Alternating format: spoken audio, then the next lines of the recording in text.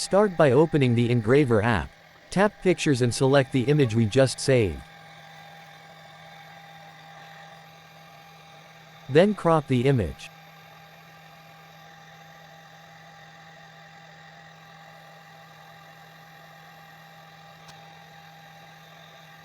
In here, we choose the black and white engraving mode. Now we adjust the size of the image. That would fit into the wood sample.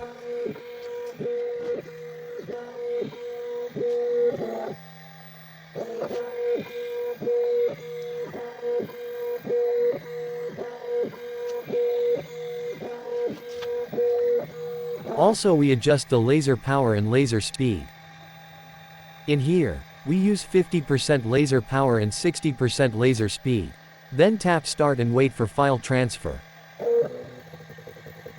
Always wear eye protection when using this laser machine. It takes 20 to 30 minutes to complete this engraving. So let's fast forward the video.